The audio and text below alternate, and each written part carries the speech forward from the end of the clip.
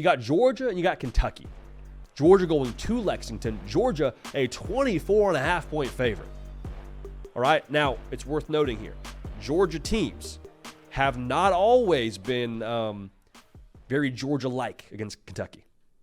Whatever that means, like even go back to those national title teams. Kentucky gave Georgia the best game.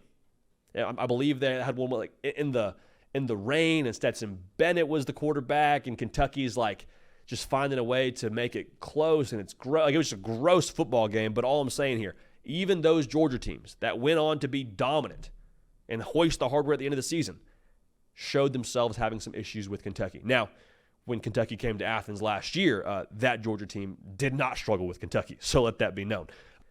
Georgia Bulldog fans, Kentucky fans, whoever you're a fan of, make sure you're subscribed right here to the On3 YouTube channel.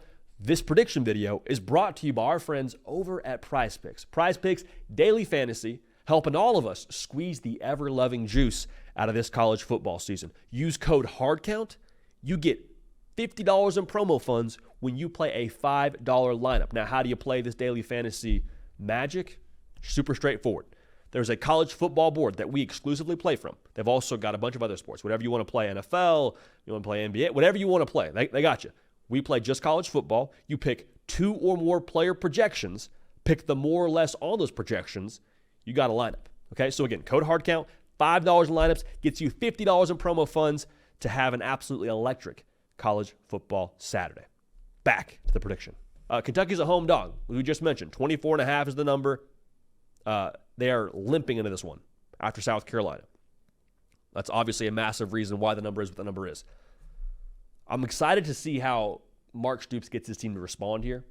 Because what have we always known about Kentucky? They're a team that does more with less. They're a team that overachieves. They're that team that's always kind of like the sneaky one you have to account for. You never know what you're going to get from them, but you more often than not guess they're going to be tough defensively, going to run the football, and we'll see if they have a quarterback that can spin it or not. Now, it's worth noting here, Brock Vandagriff, former Georgia quarterback, just because you couldn't play at Georgia doesn't mean you can't be a dude at the college football level or at the SEC level.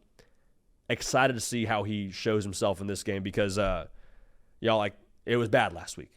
It was bad, but I'm excited to see how he responds. Now, for Georgia, there's also, I think, something worth noting that, like, Alabama's right around the corner. You got this game, you got a bye, then you got Alabama. For Georgia, this is the next one, but we have always known Georgia to be and to have success by being that business-like team. Doesn't matter the logo, we're showing up, we're the same Georgia team. Is that the case in this game? Because it is a different outfit. It is. There's nowhere. There's different faces on defense. There is, something to be said for handling success after the Clemson game and the Tennessee Tech game. Like, we'll see. I'm excited to watch. We'll see. So anytime we get a spread this big and we break down the game on our show, we have to ask the question, how would it happen? How would Kentucky overcome a 24.5-point spread and win the ballgame? To me, in situations like this, it's not so much about the quantity of matchups, it's about the efficacy of one matchup. And for me, that matchup for Kentucky is on the perimeter. Like, if there is one matchup that I think I have a chance at, I think I have maybe a caliber of player that could play at Georgia, it's Dane Key and Berrien Brown. Dane Brown, old college teammate, shout out to you, combining both those names. It's Berrien Brown and Dane Key. Just like we said for Florida, get your best football players the ball. Pretty straightforward. Be creative in how you do it, too. I want to see jet sweeps. I want to see tunnel screens. I want to see quick game. I want to see challenging vertical. I want to see all those things. I think between the two of them, there needs to be somewhere in the neighborhood of 15 touches. That's my opinion. If you want to have a chance to win this football game, your best players need to have a maximum amount of impact on this game. Now, in addition to that, Brock Vandagriff, it was a tough showing last week. No way around it. No way around it. I need a legacy game against your former team. It's worth noting now, Brock Vandagriff, every day in practice, he was going against this Georgia defense. So if there's anyone that has a gauge for what they're going to be showing, it's him. Anyone who has a gauge for what Glenn Schumann could bring to the table, it's him.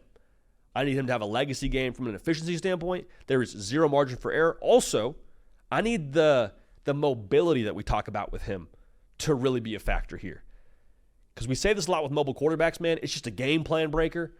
Like, it's tough to really account for during the week, the scramble drill, when it actually happens.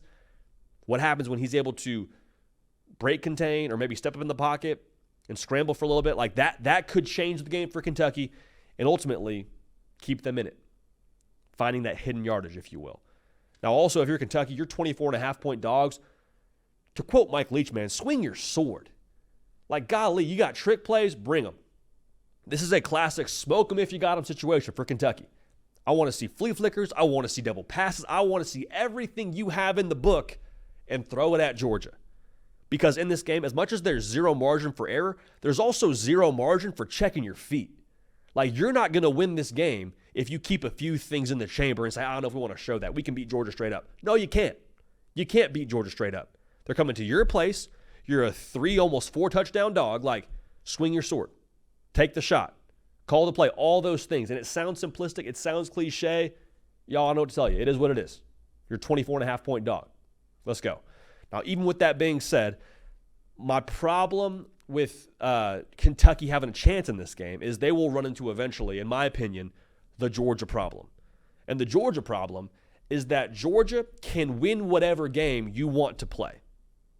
We've talked about this a few times. They are the great shapeshifters in college football, and they have, I believe, the best, if not one of the best rosters in college football. So when you find yourself in a situation where, okay, we're going to play time of possession, we're going to try and run the football, we're going to get DSK his touches, Demi Sumo Kongbe, for those of y'all unfamiliar with the acronym there. If you want to play that game, Georgia has proven, okay, we can meet you downhill, we can meet you in the hole, that's fine. We'll do it that way. And then if Kentucky wants to sell out to stop the run, as Clemson did early on in their game in week 1 and had success doing it, second half, what happens? Mike Bobo says, hey, let's get the ball out there on the perimeter to our skill players. We have the best quarterback in college football. We got some guys that can real deal move in space too.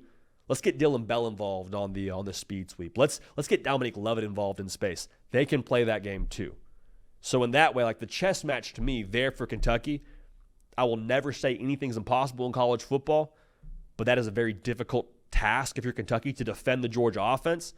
And then going back to what we said about the matchup for Kentucky on the perimeter, it's just tough with how versatile this Georgia safety unit is.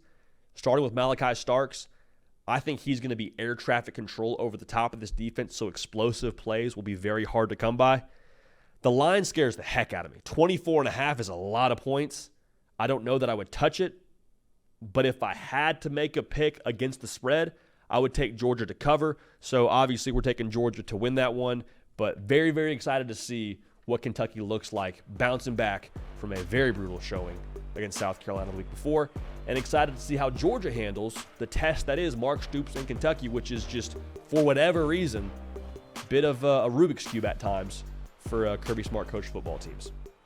Hey y'all, thanks so much for watching. Subscribe to the channel here to make sure you don't miss an episode of The Hard Count. Also be sure to check out other videos on the On3 YouTube channel.